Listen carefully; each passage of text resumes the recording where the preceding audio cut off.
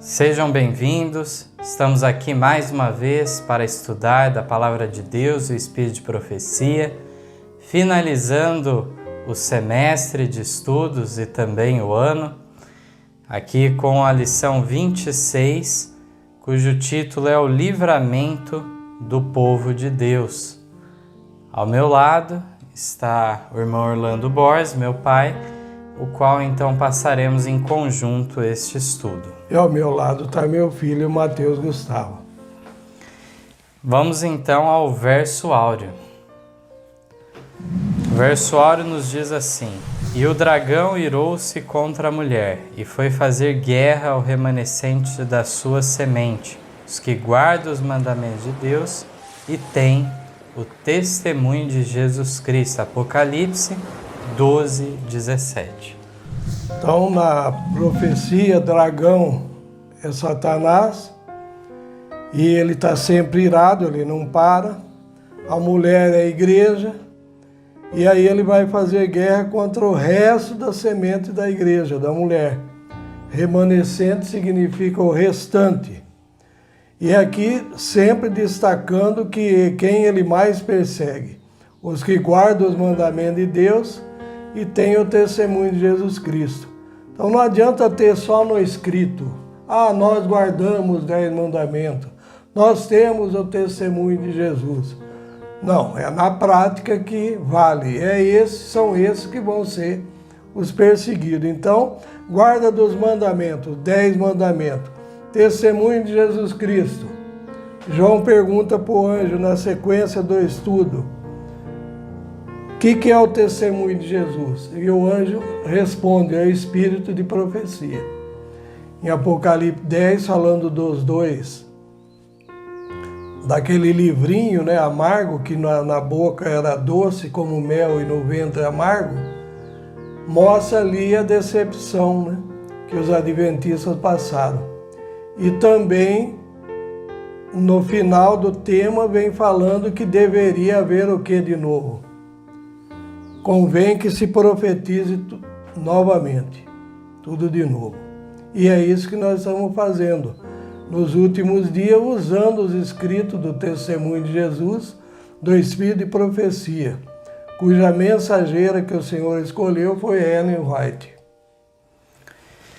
Então lá em Apocalipse 10, como meu pai comentou ao final do capítulo, importa que profetizes novamente, foi uma mensagem um tanto chocante para eles que achavam que era o fim de tudo. Que Apocalipse seria o último, Não tinham enxergado ainda uma terceira mensagem angélica, apenas a primeira e a segunda eles tinham compreendido até o grande desapontamento de 1844, em 22 de outubro. E aí eles encontram justamente esta passagem, se não me engano, capítulo 10, verso 11, que fala ainda disso para muitas tribos, nações, reis, povos. Tudo isso novamente teria que ser destacado, profetizado, Então tinha todo um espaço aberto agora para eles. É bom lembrar que as lições um pouco de trás, agora anterior a essa, antes ainda da anterior, vem falando da experiência de Esther, e o que aconteceu com o povo de Israel naquela época. Então nós vamos hoje falar do livramento do povo de Deus em nosso tempo, em comparação com aquela época de Esther e Mardoqueu. Exatamente. Então, entrando na primeira pergunta, declara assim: a experiência dos judeus na época de Esther ilustra que conflito e de que maneira os inimigos da verdade enxergam o povo de Deus. Primeiramente, temos o texto Profetas e Reis, página 605. Passo para o meu pai ler. Então, sempre na nota, nós vamos perceber alguns textos da Bíblia recheados no meio, na sequência das demais perguntas. Então diz assim: as duras experiências que o povo de Deus enfrentara no dia de Esther não foram peculiares a esse tempo somente, O revelador, olhando para o século no fim do tempo, declarou: o dragão irou-se contra a mulher e por fazer guerra ao resto de sua semente, os que guardam os mandamentos de Deus e têm o testemunho de Jesus Cristo. Apocalipse 12, 17, que é o texto do verso de ouro que nós acabamos de ler. Alguns que hoje estão vivendo na terra verão cumpridas essas palavras. O mesmo Espírito que nos séculos passados levou os homens a perseguirem a verdadeira igreja, levará no futuro a adoção de uma conduta similar ou parecida para com os que mantêm sua lealdade a Deus. Mesmo agora estão sendo feitos preparativos para esse último grande conflito. O decreto que finalmente sairá contra o remanescente povo de Deus será muito semelhante ao que Assuero promulgou contra os judeus. Hoje, os inimigos da verdadeira igreja veem no pequeno grupo de guardadores do sábado um Mardoqueu à porta, quer dizer, um estorvo para eles. A reverência do povo de Deus por sua lei é uma constante repreensão aos que têm deixado o temor do Senhor e estão pisando no seu sábado. Continuando aqui na leitura, agora um trecho também dos Testemunhos para a Igreja, volume 5, página 450, declara que o mundo protestante moderno vê no pequeno grupo de observadores do sábado Mardoqueu à porta, seu caráter e conduta, exprimindo a verdadeira reverência pela lei de Deus, são uma acusação constante para os que renunciaram ao temor do Senhor, calcando a pé seu santo sábado. Os intrusos e inoportunos precisam de alguma maneira ser eliminados. Antes de passar para os comentários do meu pai sobre os textos lidos, eu queria lembrar na história de Esther, no livro de Esther, Mardoqueu, com esse costume de estar à porta, certa vez ele ouviu o quê? A conversa de conspiradores contra o rei. E avisou então daquela trama de envenenar o rei. Então, na prática, Mardoqueu era um mau cidadão contra o Estado, contra o rei, nada disso. Ele não era um estorvo contra as autoridades constituídas, ao contrário, ajudou ainda a desmascarar então aqueles que estavam procurando assassinar o rei. Mesmo assim, aqui, assim ocorre hoje, os guardadores do sábado não são esse estorvo como é visto pelos inimigos da verdadeira igreja ou pelo mundo protestante moderno, é colocar de várias maneiras essa questão, mas assim eles enxergam, assim eles procuram apresentar com um quadro depreciativo estes então semelhantes, esse pequeno grupo semelhante a Mardoqueu, como fosse contra a lei e a ordem, não que isso seja realidade.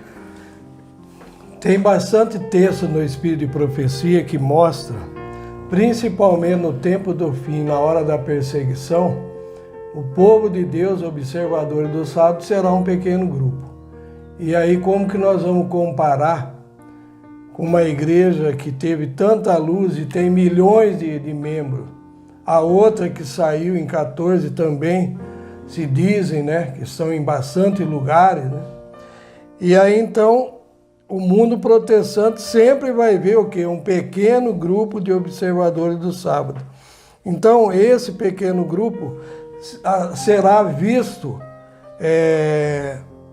pelos inimigos da verdade como intrusos, inoportunos e perturbadores que atrapalham o plano deles. E aí então o texto lá do verso áureo que está na primeira parte da leitura fala de um povo que guarda os mandamentos de Deus. Então quando eu falei desse texto, eu citei que são 10 mandamentos. Então uma igreja que aceita divórcio e novo casamento e apoia projetos de guerra e faz parte dela, assim como as demais denominações, menos de grupos adventistas, na questão do 7º mandamento, não se encaixam nesse texto de Apocalipse 12, 17. E o conflito geral com a demais cristandade, né? Os demais grupos cristãos aí do protestantismo, catolicismo e assim por diante, verão algo contrário ao sábado. No caso, é um ponto de conflito aí, porque no mesmo tempo estarão procurando fazer o quê? Exaltar o domingo como dia de guarda. E por isso, então, muito inoportuno esse pequeno grupo. Vamos à segunda pergunta. As profecias apontam que os direitos de liberdade de consciência e religiosa voltarão a serem desprezados? Apocalipse, capítulo 13, verso 3, declara: E viu uma das suas cabeças como ferida de morte, a sua chaga mortal foi curada, e toda a terra se maravilhou após a besta. O assunto seria mais amplo se fôssemos entrar em certos detalhes. Aqui, na realidade, apenas tocamos em alguns aspectos proféticos, mas apenas relembrando a parte desse poder então golpeado com a ferida de morte, essa cabeça, justamente ocorreu no ano de 1798, quando então fim da supremacia papal dos 1260 anos, e agora então já não há a mesma força, o mesmo poder secular que havia anteriormente. Mas a profecia alerta que seria então restaurada, curada essa chaga mortal, e a terra ainda iria se maravilhar após a besta. Vamos para os textos agora de Ellen White, a Mensageira do Senhor, o primeiro do Desejar de Todas as Nações, página 630. Então lemos assim: as autoridades farão leis para restringir a liberdade religiosa, arrogar-se-ão o direito que só a Deus pertence. Pensarão que podem forçar a consciência que só Deus deve reger. Mesmo agora estão começando essa obra e continuarão a levar avante até chegarem a um limite que não podem transpor. Deus se interporá em favor de seu povo leal, observador dos mandamentos. Também no Testemunhos para a Igreja, volume 9, página 229, diz: O homem do pecado que cuidou em mudar os tempos e a lei já oprimiu o povo de Deus, fará com que sejam promulgadas leis que imponham a observância do primeiro dia da semana. Mas o povo de Deus deve ficar firme a favor dele, e o Senhor atuará em seu favor, mostrando claramente ser ele o Deus dos deuses. Eu queria destacar na primeira leitura que eles vão fazer leis, para tirar a liberdade religiosa, mas aí na terceira linha vem falando, mesmo agora estão começando essa obra e continuarão a levar avante até chegarem a um limite que não podem transpor. O que significa isso? Hoje a internet e os meios midiáticos aí estão muito avançados, agora chegando até no 5G. E aí o que vai acontecer? Ou o que está acontecendo? Acontecendo que muitas pessoas que ficam ao lado do direito estão sendo bloqueados. Seu site é derrubado, Ou tirado do alcance também, começa a não ter o mesmo alcance não aquele pode vídeo. Propagar aquele vídeo, E uma série de ferramentas, formas de reprimir, Então nós estamos vendo isso, já vimos nos Estados Unidos, nos países comunistas, não precisa nem comentar, nesses países ditatoriais, mas também no Brasil a influência está sendo muito forte quanto aqueles que são mais chamados de conservadores, né? E aí, então, curiosamente, em nossos dias, têm surgido certos assuntos que poderíamos chamar de tabus, pautas, então, proibidas. Curiosamente, no passado, pessoas, então, de linha mais religiosa, né, de linha mais conservadora, aparentemente eram os que procuravam trazer tabus, coisas proibidas de se falar. E hoje, ditos progressistas, com um certo moralismo às avessas, têm trazido então o mesmo tipo de espírito de reprimir certos assuntos como não pudesse tocar neles. Então tome cuidado, né? Fique alerta e vamos vendo aí como que a passo largo já está se evoluindo para anular a liberdade de consciência e religiosa também. Vamos para a terceira pergunta. Em que nação começará a coação da consciência religiosa e até onde se estenderá a crise? Gostaria de primeiramente ler Apocalipse no capítulo 13, os versos 11 a 17, nos relata então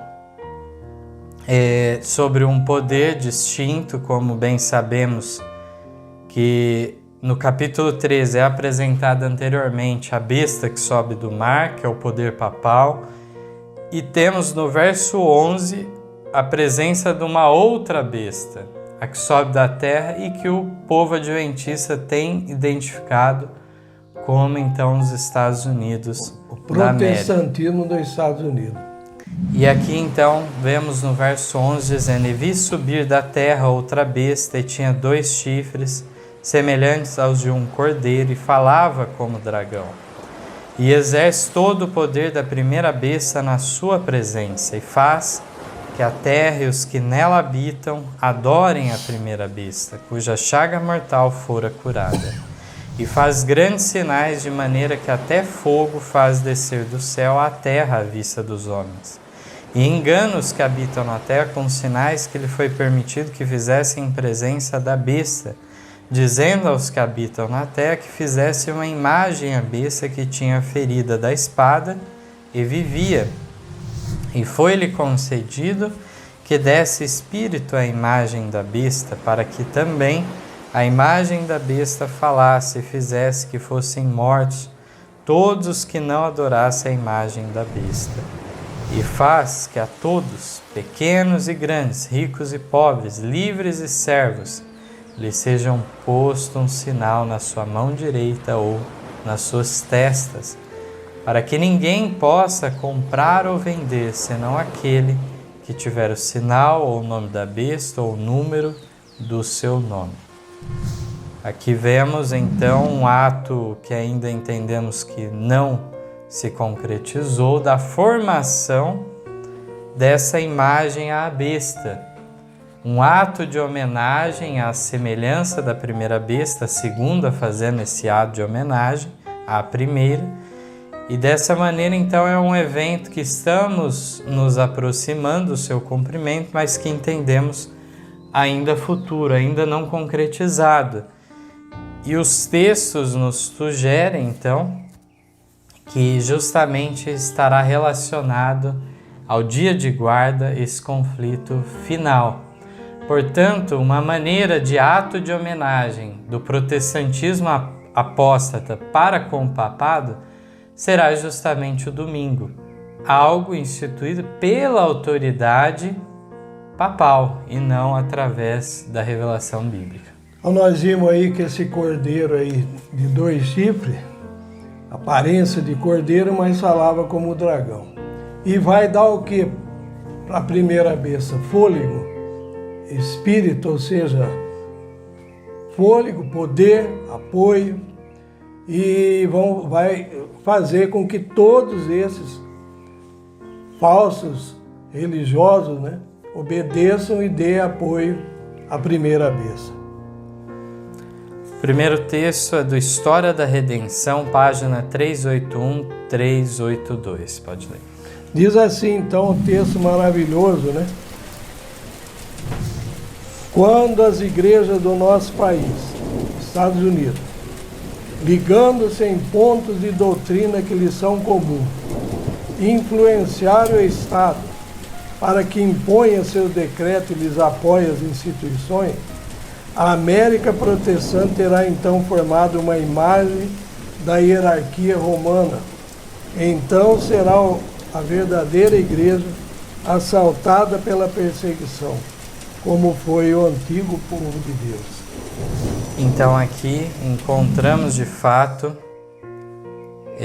aqui fala de influenciar o Estado, essas igrejas, para que imponha seus decretos e lhe apoie as instituições, falando também apoio às igrejas. E assim será formado então uma imagem da hierarquia romana. E aí eles se ligam em pontos de doutrina que lhes são comuns, e na sequência nós vamos ver que pontos de doutrina seriam esses. Isso, a meditação Maranata de 1977, na página 177, declara que aproxima-se o tempo em que a lei de Deus, em sentido especial, será invalidada em nosso país, os Estados Unidos. Os governantes de nossa nação, por meio de atos legislativos, imporão a lei dominical, trazendo assim grande perigo para o povo de Deus. Quando nossa nação, em seus conselhos legislativos, promulgar leis para coagir a consciência dos homens, no tocante a seus privilégios religiosos, impondo a observância do domingo e empregando o poder opressivo contra os que guardam o sábado sétimo dia, a lei de Deus será, para todos os efeitos, invalidada em nosso país. Queria destacar aqui que quando nós falamos de uma lei dessa, que claro, violando o que está na própria Constituição americana, imporá um teste religioso, né? Algo de natureza religiosa imposto pelo poder civil, que é a questão da guarda do domingo. Quando falamos sobre isso, não estamos falando que abertamente essa nação ela estará num regime de exceção, que terá algum ditador impondo tais coisas. Não, pelo contrário, estará supostamente num regime democrático. É o povo pedindo, e o povo, então, as igrejas incentivando ser aprovada tal lei, e o Congresso norte-americano aprovará essa lei. Não será um ato isolado de alguém tirânico ou coisa do gênero, mas sim uma causa que se tornará cada vez mais popular e, por consequência, as autoridades representativas no legislativo farão uma lei que viola, então, os direitos individuais de consciência. Temos um texto ainda, um trecho do Testemunhos para a Igreja, volume 6, página 395, presente também no Eventos Finais 135, que diz que as nações estrangeiras seguirão o seu exemplo, o exemplo dos Estados Unidos.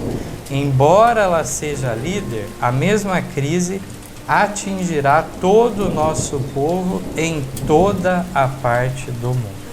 Então nós vemos ali aquela mulher com um cálice na mão, uma grande prostituta, né? Dando de beber a todos os reis da terra. Então eu fico encabulado aqui na minha cabeça, né? Como que Israel vai fazer? Não sei se todos sabem, né? Lá em Israel não é um governo religioso, é um governo laico. E aí lá também tem liberdade de consciência, assim como fala aí na lei, na legislação dos Estados Unidos. E aí como será ali? E o que será do povo adventista apóstata também, numa hora dessa? Então nós sabemos que a igreja é composta de duas classes, virgem louca, virgem prudente. Ainda tem virgem para sair das igrejas, aqueles que creem no assunto do santuário e estão indo à fé e tem que sair pelo clamor e se unir a um povo único, como está na parábola.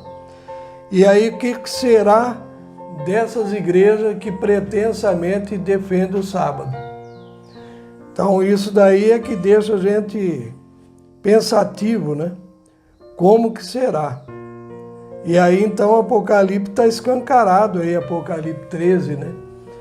E está bem aberto para nós. E o livro Grande Conflito, o que será dele, né? Será que as casas publicadoras vão continuar publicando esse livro? Até quando? Passando adiante para a quarta pergunta, nos questiona: que tríplice união se verá contra os guardadores dos mandamentos de Deus? Quais são os dois grandes erros que fundamentam a tríplice união do mal? Apocalipse 16:13 diz: e da boca do dragão, e da boca da besta, e da boca do falso profeta vi sair 3 espíritos imundos, semelhantes a rãs. Esse dragão aí representando o espiritismo, né? Depois vem a besta também representando o papado. E agora vem o falso profeta, que é o protestantismo apostatado. Isso. Primeiro texto do Quinto Testemunho para a Igreja, página 451, meu pai vai ler. Então aqui nos diz que por um decreto que terá por objetivo impor uma instituição papal em contraposição à lei de Deus, a nação americana se divorciará por completo dos princípios da justiça.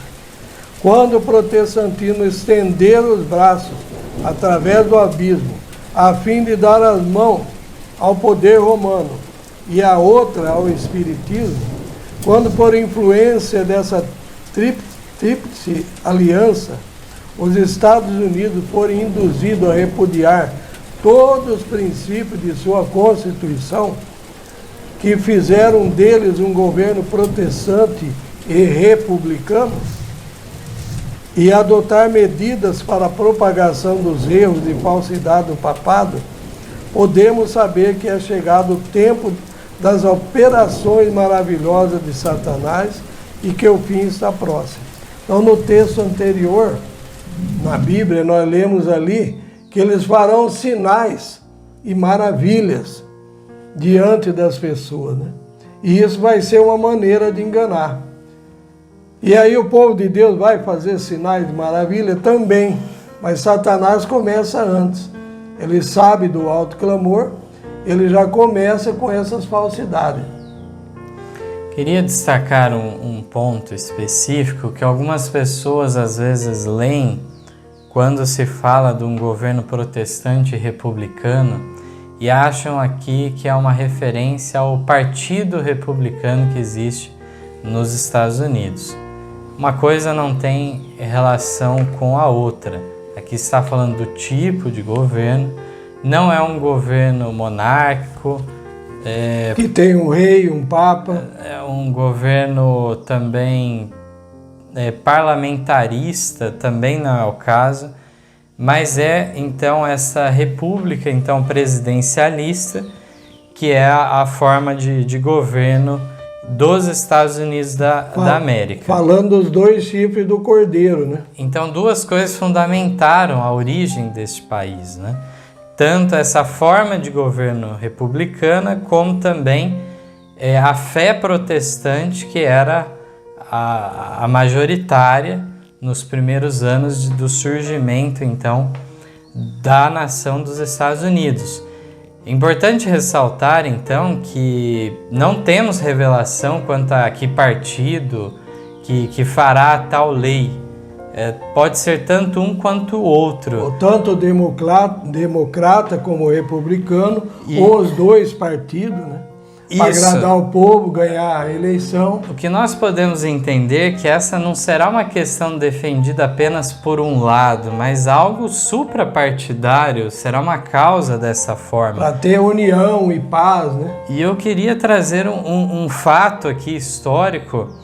Os irmãos já devem ter, os amigos da Palavra de Deus devem ter visto algum material nosso falando sobre os 2 cercos de Jerusalém, a aplicação para os nossos dias, e falamos muito sobre alguns eventos que ocorreram em 1888, o momento que ficou mais próximo da aprovação de um projeto de lei dominical nacional, visto que existe, né, em alguns estados norte-americanos, existe leis dominicais. No entanto, lá era justamente esse projeto a nível nacional, apresentado por um senador, e o detalhe que eu queria chamar a atenção, que pesquisando então na história, nós encontramos que naquela época, o presidente de turno naquele ano era do Partido Democrata, o presidente. Por outro lado, o senador então que apresentou, o senador Blair, era do Partido Republicano. Então, algo semelhante pode vir até mesmo a acontecer quando for para se concretizar de fato. Então, se irmãos quiserem se aprofundar mais, e quem gosta de profecia, esse é assunto dos 2 cercos de Jerusalém, né? E sabendo que Jesus falou de um cerco só, né? Por que nós estamos falando de 2?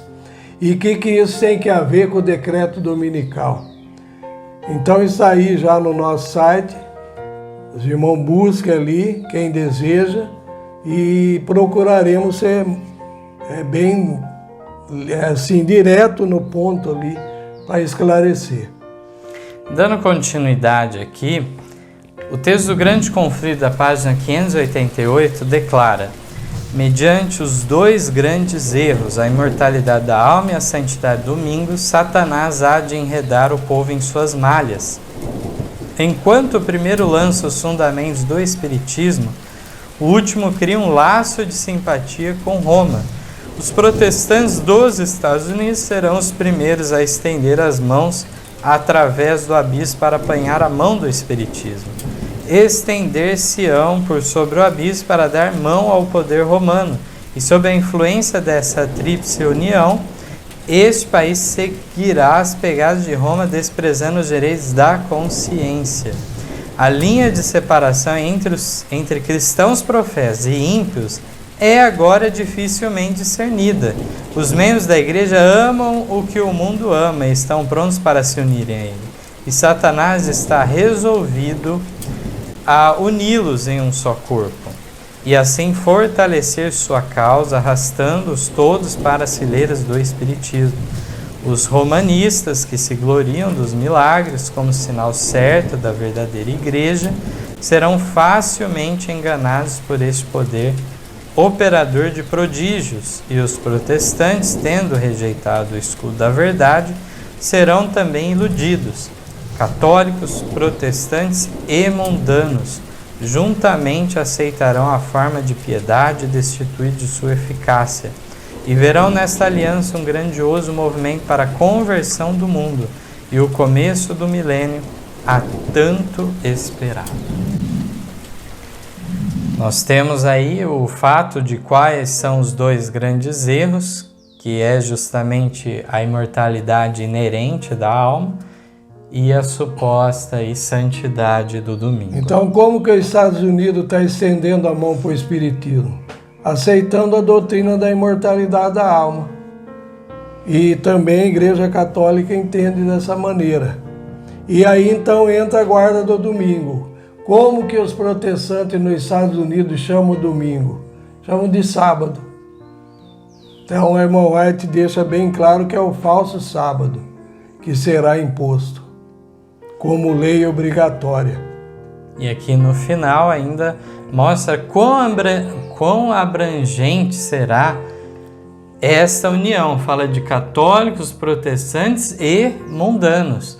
Não necessariamente essa união em favor desse projeto de lei de guarda do domingo será apenas por parte de religiosos.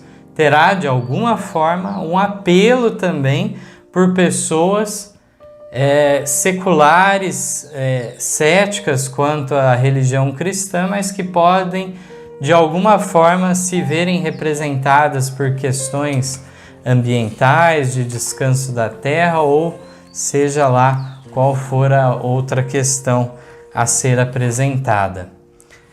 Então nós vimos aí, no estudo de Apocalipse 13, vai chegar um ponto que quem não aderir não vai poder comprar nem vender. Lá no tempo de Mardoqueu, quando Esther fica sabendo por intermédio dele que aquele decreto era para consumir com os judeus, então o rei não podia voltar atrás, o rei Assuero, mas ele entendeu qual era a maldade, né, que estava acontecendo ali contra os judeus. E aí ele, não podendo voltar atrás no decreto, o que ele fez? Outro decreto, que os judeus então pudessem ter arma para se defender. E para nós hoje, o que seria essa maneira de escapar? E no momento que você não vai poder comprar nem vender, é sair da cidade, é ter o seu pedaço de terra. Quem não tem, vai junto com alguém que tem e vai trabalhar. Não fica olhando lucro e grandes riquezas.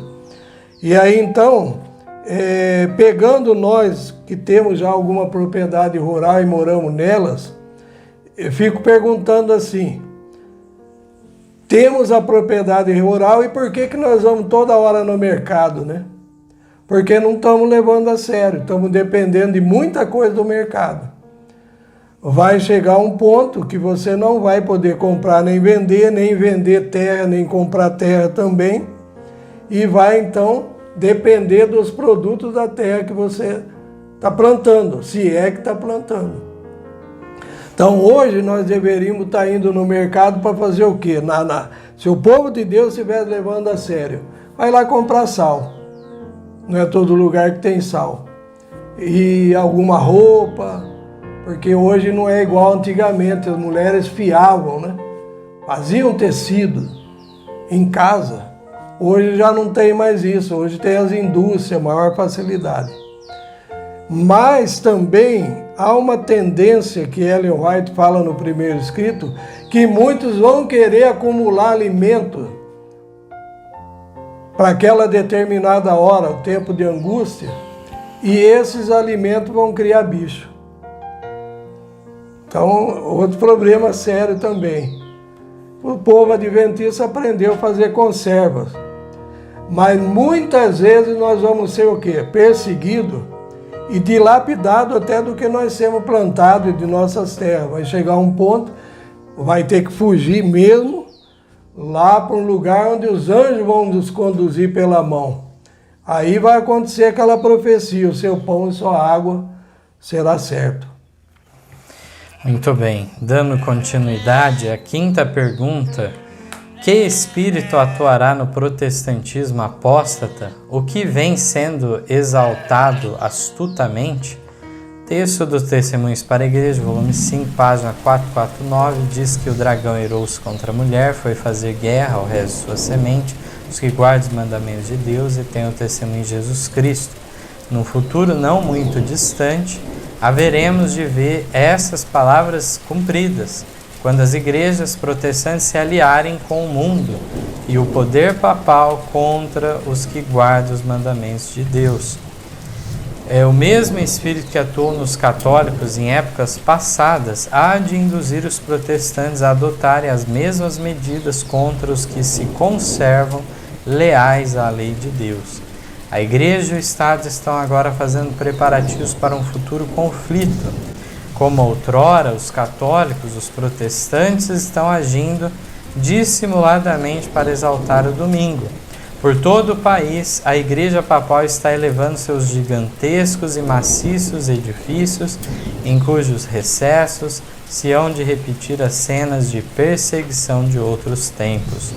O caminho está sendo aparelhado em proporções vastas para a manifestação dos prodígios de mentira mediante os quais Satanás pretende enganar. se for possível, até os escolhidos. O que mais me preocupou aqui, e é o que está acontecendo nos Estados Unidos, né? O catolicismo tem avançado grandemente, né? E aí com construções grandiosas, né? Aqui fala seus gigantescos e maciços edifícios. E as instituições católicas estão proliferando nos Estados Unidos. E aí então nós vamos ver que tivemos já lá nos Estados Unidos um presidente católico, que foi o John Fitzgerald Kennedy, e agora o John Biden também católico, né? Até agora no encontro que teve aí do G20 em Roma, né? Ele foi até o Papa, e o Papa, segundo dizem, chegou a comentar que ele é um bom católico, né? Então assim, sorrateiramente, as questões vão avançando para, como o Mateus falou agora há pouco, né?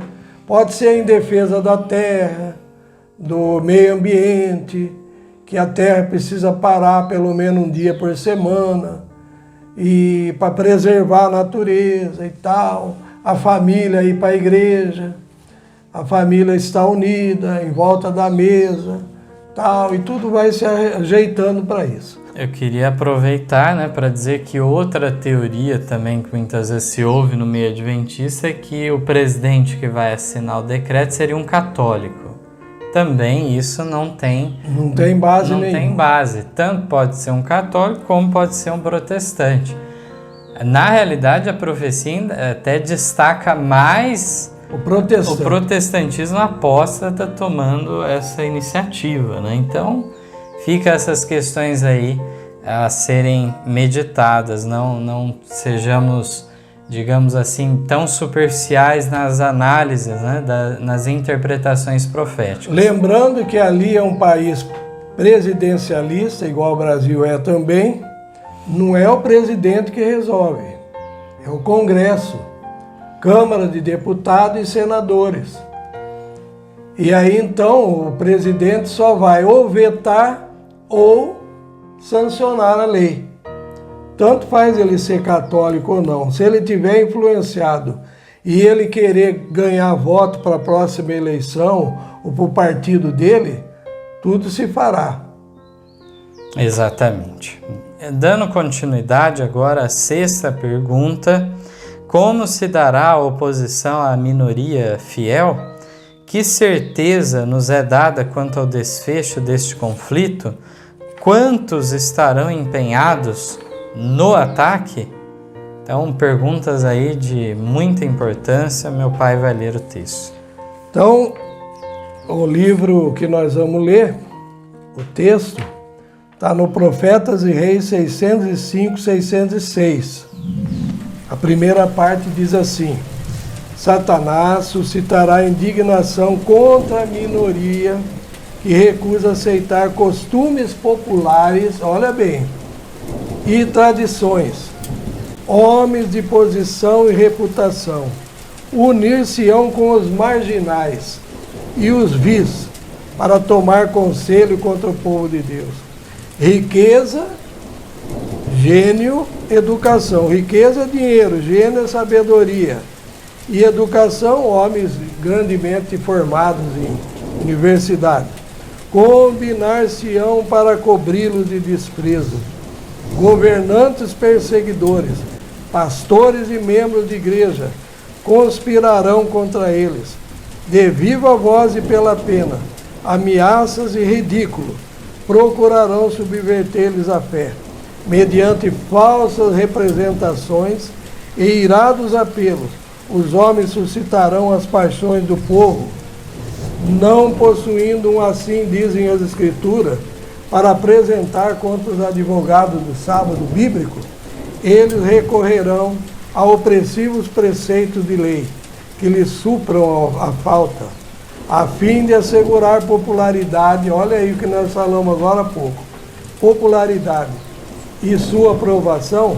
Os legisladores se renderão aos reclamos de leis dominicais do povo, mas os que temem a Deus não podem aceitar uma instituição que viole um preceito do Decálogo.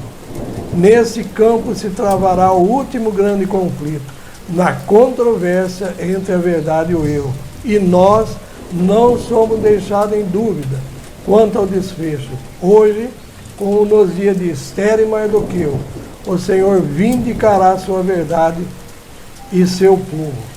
Ainda continuando, mais um trecho, temos no Testemunhos para a Igreja, volume 5, página 450, diz que o mesmo espírito despótico que noutras eras tramou contra os fiéis, há de tentar extirpar da face da terra os que temem a Deus e obedecem à sua lei.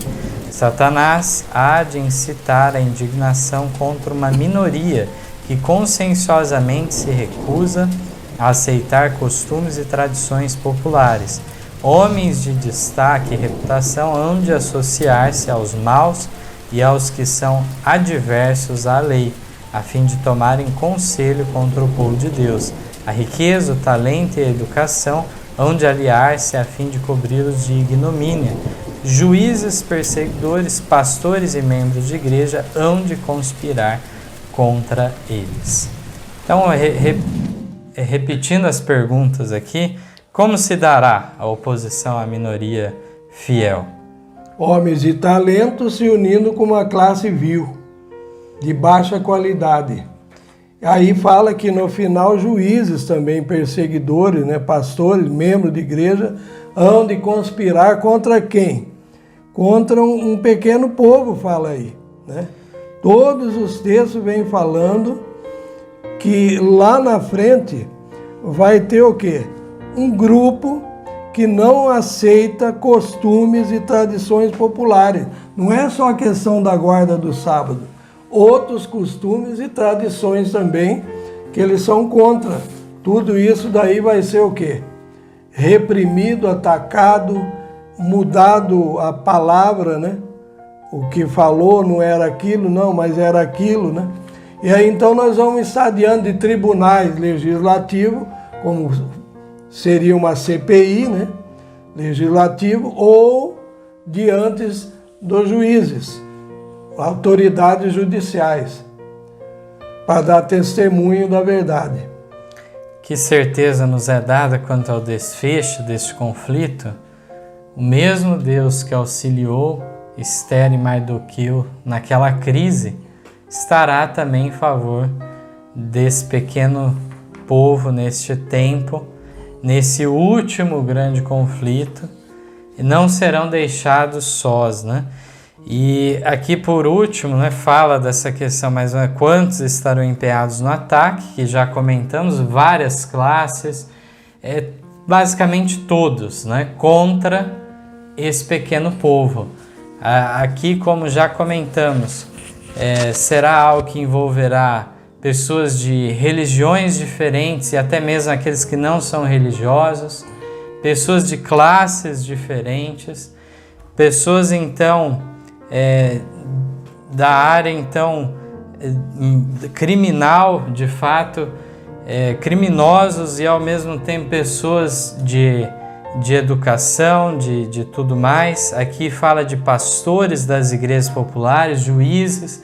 Então, o que sobra, Tudo aqui é basicamente abarcado, que se volverão contra esse pequeno povo que será visto como um povo do contra. Só eles que estão impedindo justamente a paz, a toda a situação de um avanço civilizatório, assim como já lemos lá no grande conflito, isso até mesmo ligar com o milênio de paz tão longamente aguardado. Então eu fico pensando assim, hoje a China é comunista, considerado comunista, mas ao mesmo tempo está ligado ao capitalismo, E também Cuba, comunista, Venezuela, Coreia do Norte, E aí como que esses povos, essas pessoas, esses países vão estar unidos? Se hoje aparentemente são inimigos, né? Temos os países muçulmanos também. O Mateus lembrou de uma coisa dramática, né? O muçulmano é completamente diferente de tudo isso. E aí também na África, aquelas tribos, né? Cheias de ideias, de dogmas, de costumes e tradições. E vários países da Ásia também, né? E como que isso vai acontecer, essa união? Exatamente. Então sabemos que de alguma forma Satanás unirá eles. E não quer dizer que é desfazer todas as diferenças, mas haverá pontos em comum, os quais se unirão por interesses dos mais variados, também podemos imaginar. A 7ª pergunta: até mesmo a que condenação os fiéis estarão sujeitos? De onde virá nossa confiança? Meditação de 2002, Cristo Triunfante, página 365, nos diz que a igreja e o mundo se unirão, e o mundo emprestará à igreja poder para esmagar o direito do povo de adorar segundo sua palavra. A história se repete, a mesma mente mestra que tramou contra os fiéis em eras passadas está agora em ação para obter o controle das igrejas caídas, a fim de que por intermédio delas possa condenar e levar à morte todos que não adorarem o sábado idolátrico. Não temos de batalhar com mortais como pode parecer. Não guerreamos contra a carne e o sangue, mas contra principados, contra potestades, contra os dominadores deste mundo tenebroso, contra as forças espirituais do mal nas regiões celestes. Mas se o povo de Deus colocar nele a sua confiança e pela fé descansar em seu poder, os estratagemas de Satanás serão derrotados em nosso tempo, tão assinaladamente como nos dias de Mardoqueu. O decreto deve sair para que aqueles que não recebem a marca da besta não possam comprar nem vender, e, finalmente, para que sejam levados à morte. Mas os santos de Deus não recebem essa marca. O profeta de Patmos contemplou aqueles que haviam obtido a vitória sobre a besta, sua imagem, sua marca e sobre o número de seu nome, em pé no mar de vidro, tendo as harpas de Deus e cantando o cântico de Moisés e do Cordeiro. Então alguns vão ser mártires, vão acabar sendo mortos mesmo, né? Outros vão ser presos e outros vão estar foragidos nas montanhas, né? Onde nós não sabemos onde os anjos vão levar, puxando pela mão. Outra coisa também que é chato, é ruim falar, né? A irmã White explica também que antes de acontecer esses fatos, muitos idosos iam ser tirados, que possivelmente não iam suportar a prova. Então esses idosos, né, já velhos, cansados, doentes, às vezes dependendo dos parentes que não são até religiosos, né, vão ser tirados. E infelizmente, ou felizmente, eu não sei, está acontecendo muito isso em nosso meio nos últimos tempos. E como eu disse num culto de terça-feira, já estou começando também a colocar minha barba de molho. Quase para 71 anos já.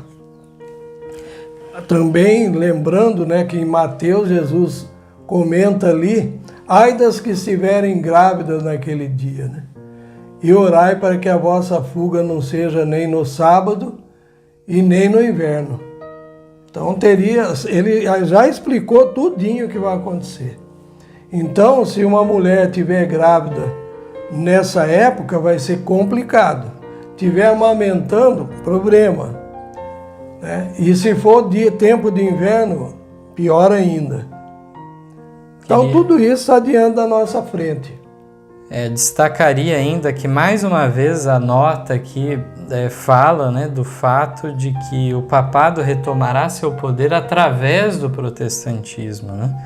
É por intermédio deles que conseguirá isso. Então, mais uma vez aqui os textos do Espírito de Profecia nos confirmam como será a retomada do poder de Roma papal, será através da influência de um protestantismo apóstata. E queria destacar que realmente aqui a Mensageira do Senhor destaca um ponto que quando lemos Apocalipse 13 em nossas Bíblias, parece que não sobra ninguém, porque o decreto abrange a todos, ricos e pobres, e parece que todos vão se sujeitar. Livres e servos. E aqui no capítulo 14, logo em seguida, é apresentado então aqueles que venceram sobre tudo isso, né? Os 144 mil. Vamos então mais adiante para a 8ª pergunta. Que importante orientação recebemos de Paulo? Entretanto, quando é que a separação se torna um dever? Até que ponto deve ir nossa obediência às leis das nações? Mesma fonte, a meditação Cristo Triunfante, na continuação temos um texto. Então essa meditação é de 2002, página 365. Paulo escreve aos Romanos. Como eu disse, algumas notas vêm recheadas de textos da Bíblia. Se possível, quanto depender de vós, tende paz com todos os homens. Romanos 12, 18. Mas há um ponto além do qual é impossível manter união e harmonia sem o sacrifício do princípio. A separação torna-se então um absoluto dever. As leis das nações devem ser respeitadas quando não entram em conflito com a lei de Deus. Quando há colisão entre elas, todavia cada verdadeiro discípulo de Cristo dirá, como fez o apóstolo Pedro, ao receber a ordem de não falar mais em nome de Jesus. Antes, importa obedecer a Deus do que aos homens. Atos 5, 29. Então encontramos de fato, ao mesmo tempo que devemos defender a união, a paz, tal como Paulo nos diz, mas aqui repetindo as palavras atribuídas a Martinho Lutero, a paz, se possível, a verdade a qualquer custo. Então nós encontramos aqui que chega num ponto em que para você manter a união, a harmonia, você tem que sacrificar um princípio. Nesse caso, deve haver separação. Se torna aqui um absoluto dever. E quanto às leis das nações, como vimos, chegará um momento que entrarão em frontal colisão com as leis de Deus. As que não entram em conflito, devemos respeitá-las. E aqui então vemos a passagem dos apóstolos, em meio a uma perseguição religiosa. Proibido de falar no nome de Jesus. Eles então colocam, importa antes obedecer a Deus do que aos homens. Esses dias na internet eu estava vendo um bispo, Dom Paulo de Castro, se não me engano. E não sei se é da Igreja Católica ou uma episcopal. E ele então estava falando da situação do mundo e do Brasil, na questão de tradições e leis impostas, tipo como ditadura, justamente do lado desses que são chamados progressistas. Por incrível que pareça, ele citou Lutero. Ele citou essa frase que o Mateus citou agora. Queria até que o Mateus repetisse. Ele falou, o reformador do passado, Lutero, citou uma frase assim: a paz, se possível, a verdade a qualquer custo. A verdade a qualquer custo. Um bispo chegou à conclusão do que Lutero já tinha chegado. Dando continuidade, a pergunta 9 diz, em realidade, em matéria de religião, qual é o dever do Estado? Esse é um ponto bem interessante também de meditarmos. Meu pai vai ler o texto do Grande Conflito, página 201. São 5 linhas apenas que nos diz assim: proteger a liberdade de consciência é dever do Estado. E isto é o limite de sua autoridade em matéria de religião. Todo governo secular que tente legislar sobre observâncias religiosas ou impô-las pela autoridade civil está a sacrificar o próprio princípio pelo qual os cristãos evangélicos tão nobremente lutaram. Quando foi isso? Quando tiveram que fugir da perseguição papal na Europa, né? Aí encontra o novo mundo, os Estados Unidos, quando a terra abre sua boca e engole, né, aquela água que o dragão tinha lançado contra a mulher e a sua semente.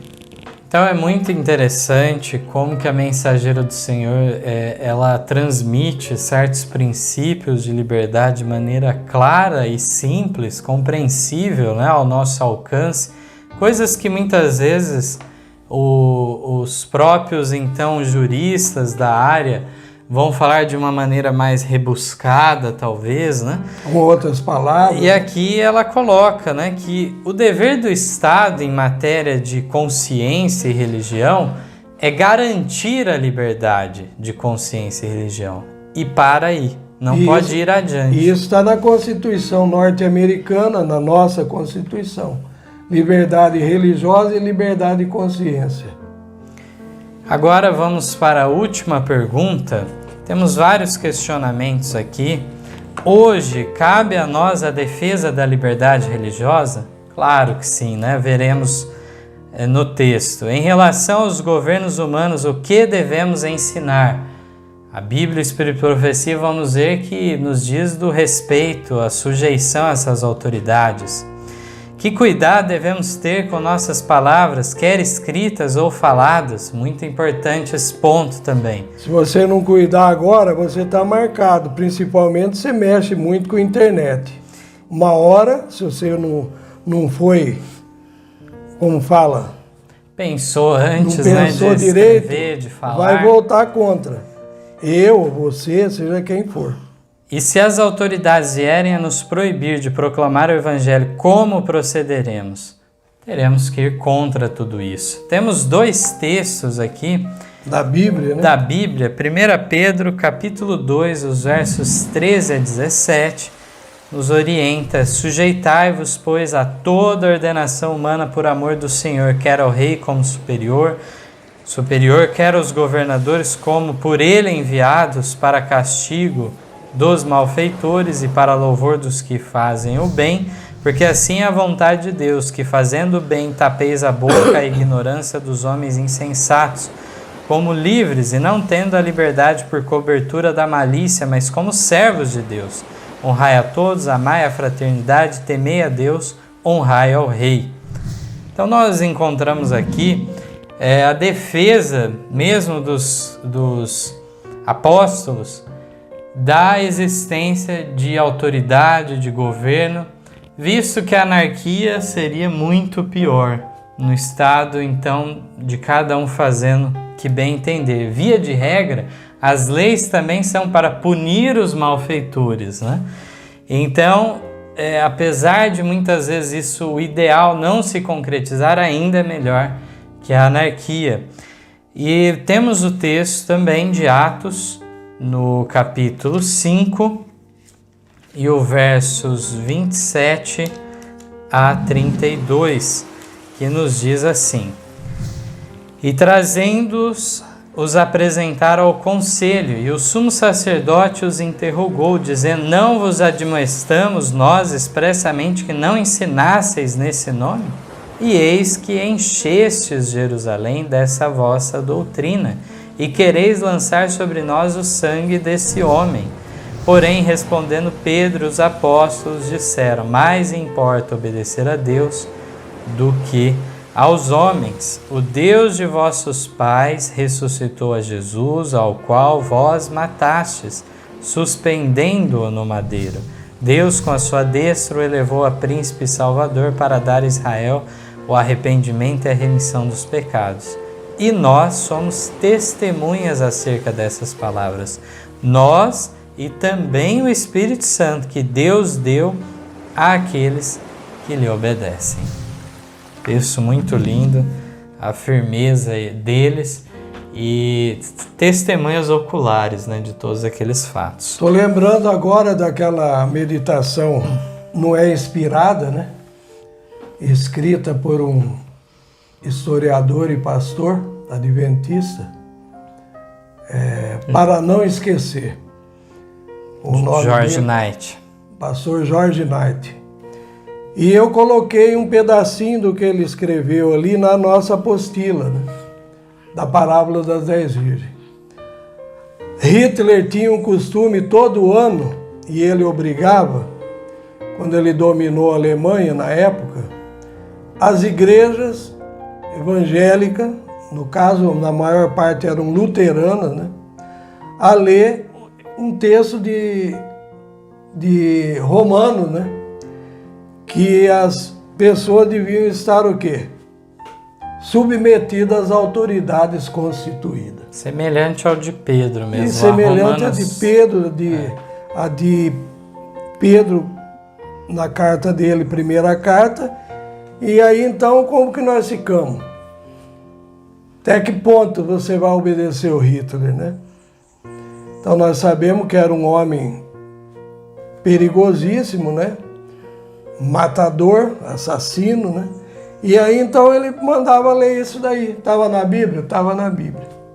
Como é que faz agora? Uma distorção, então, de até que ponto, né, deveria ter essa submissão. E eu acho que no tempo do fim, esses grandes homens, na hora da perseguição, eles vão usar texto da Bíblia. Eles vão falar muito de paz. Paz e amor, porque Jesus falou muito disso daí. Mas Jesus falou outra coisa também. Não vim trazer paz, mas a espada. Como é que fica? Sim. Agora temos 2 parágrafos, vou dividir aqui com o meu pai, do livro de Ellen White, Atos dos Apóstolos, páginas 68 e 69. No primeiro parágrafo declara o seguinte: este princípio temos de manter firmemente em nossos dias, a bandeira da verdade e da liberdade religiosa, desfraudada pelos fundadores da Igreja Evangélica e pelas testemunhas de Deus durante os séculos decorridos desde então, foi neste último conflito confiada a nossas mãos. A responsabilidade deste grande dom repousa com aqueles a quem Deus abençoou com o conhecimento de sua palavra. Temos de receber essa palavra como autoridade suprema. Cumpre-nos reconhecer o governo humano como uma instituição designada por Deus e ensinar a obediência ao mesmo como um dever sagrado dentro de sua legítima esfera. Mas quando suas exigências se chocam com as reivindicações de Deus, temos que obedecer a Deus de preferência aos homens.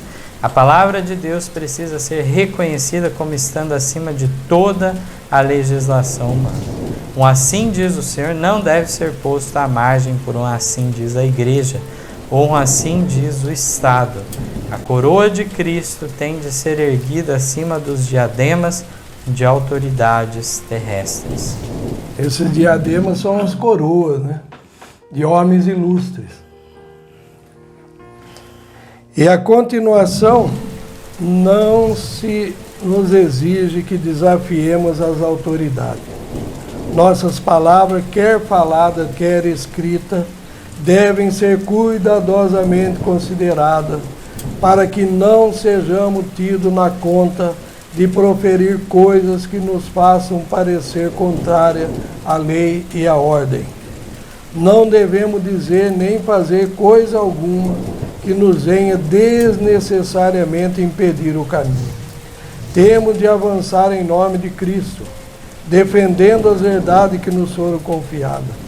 Se somos proibidos pelos homens de fazer essa obra, podemos então dizer como os apóstolos: julgai vós se é justo diante de Deus, ouvir-vos antes a voz do que a de Deus?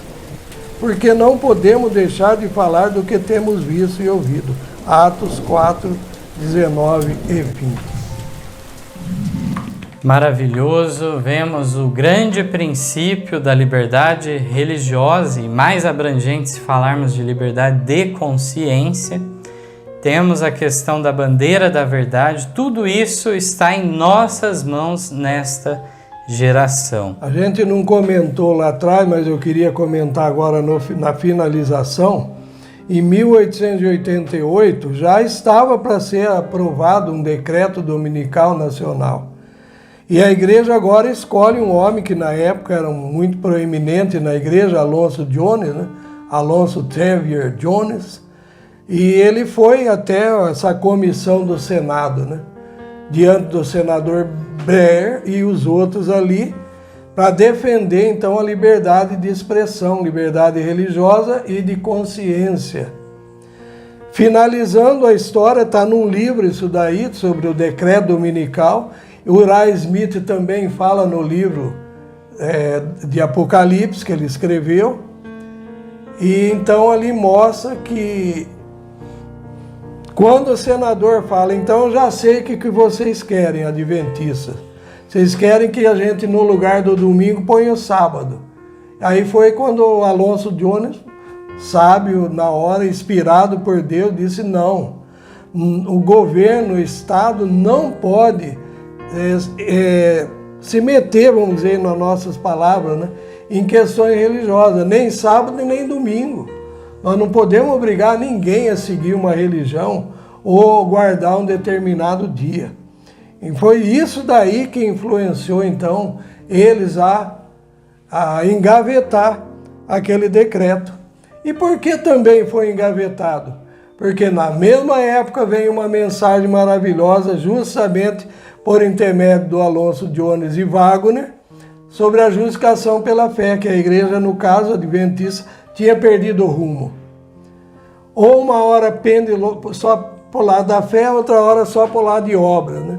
E eles vieram trazer uma ligação entre a justiça, a justificação pela fé e a lei, né? Então, isso daí foi rechaçado na época, na Conferência Geral de Minneapolis, em 1888, e o cabo já tinha sido cortado, veio o remédio para reatar, para religar, e não foi possível. Nunca soubemos mais de uma história que o cabo foi religado de novo. Mas antes de terminar, eu queria dizer uma coisa para os irmãos, que o povo adventista em geral no mundo e as igrejas não se deram conta. A gente olha aí alguns estudos de pastores na internet e nós temos visto eles preocupados muito com o decreto dominical. Ah, vem aí a lei de Deus, cuidado, e põe medo no povo, e olha aí, olha o que vai acontecer, estamos bem próximos. Nada disso, irmão. Isso daí é jogar para frente o problema. O texto do Espírito de Profecia está lá no assunto da parábola das 10 virgens. Quem não tiver, nos peça, nós vamos enviar gratuitamente, né, pelo correio.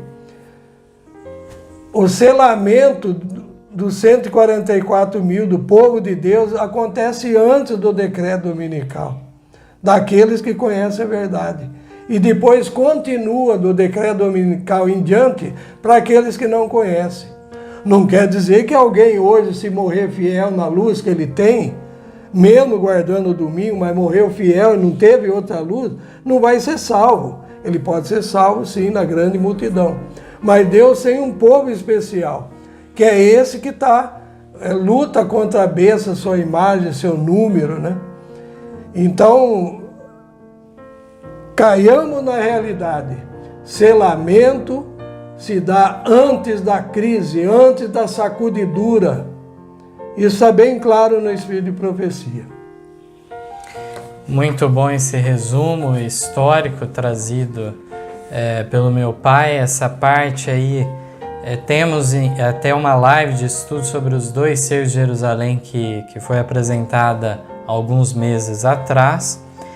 E aqui então na nota que lemos, vemos então que devemos obedecer ao governo humano dentro de sua legítima esfera que fala, e também vemos que, por fim, palavras faladas, escritas, serão utilizadas contra nós para nos fazer parecer contrários à lei e à ordem. Por fim, será isso. Então Ellen White alerta e diz: não devemos dizer nem fazer coisa alguma que nos venha desnecessariamente impedir o caminho. Apenas aquilo que for essencial mesmo a ser dito e não palavras ociosas. E finalizada a lição, gostaria então de ler o epílogo que fecha então este semestre de estudos que tivemos sobre as biografias bíblicas. Em especial, lemos sobre histórias do Antigo Testamento e já destacamos que no semestre que vem, o próximo ano, teremos ainda sobre biografias bíblicas o estudo agora histórias do Novo Testamento, tanto do ministério de Cristo como os apóstolos depois.